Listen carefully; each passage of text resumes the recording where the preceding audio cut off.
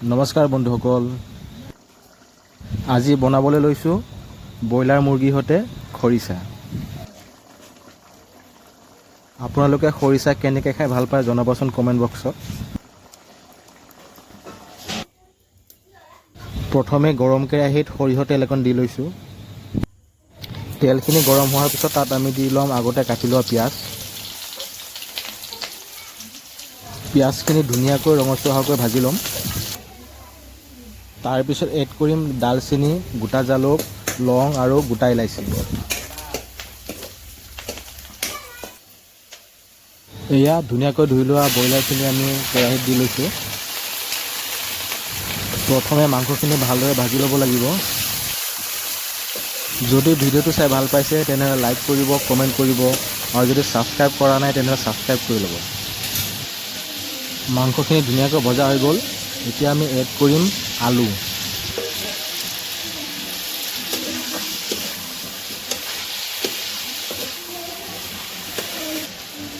আমি দি ল'ম সোৱাদ অনুসাৰে নিমখ,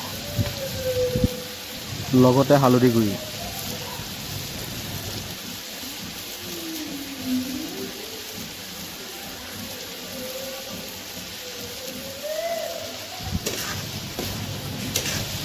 মাংসখিনি ধুনীয়াকৈ হেতাৰে হিলাব লাগিব, নহ'লে তলত লাগি যাব।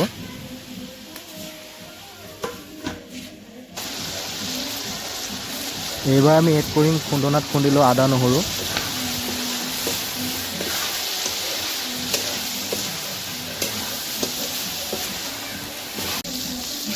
এইবাৰ আমি এড কৰিম ধুনীয়া পকা ৰঙচুৱা বিলাহী।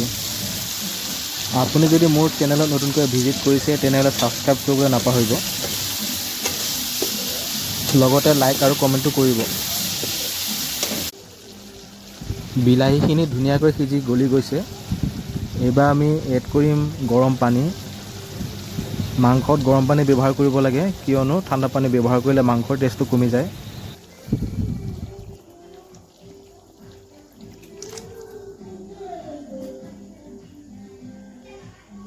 মাংসখিনি ধুনীয়াকৈ উতলিব ধৰিছে।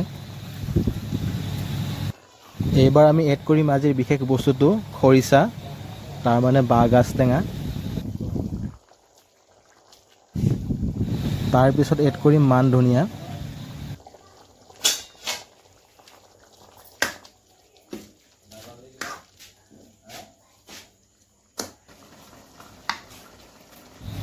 এয়া আমাৰ খৰিচাৰ সৈতে ব্ৰইলাৰ মুৰ্গীৰ মাংস ৰেডি হৈ গ'ল। যদি আপোনালোকে এনেকৈ মাংস খাই ভাল পায় তেনেহ'লে কমেণ্ট কৰিবলৈ নাপাহৰিব। যদি ভিডিঅ'টো চাই ভাল পাইছে তেনেহ'লে লাইক কৰিব, কমেণ্ট কৰিব আৰু যদি ছাবস্ক্ৰাইব কৰা নাই তেনেহ'লে ছাবস্ক্ৰাইব কৰিব। ভিডিঅ'টো শেষলৈ চাই থকাৰ বাবে ধন্যবাদ বন্ধুসকল।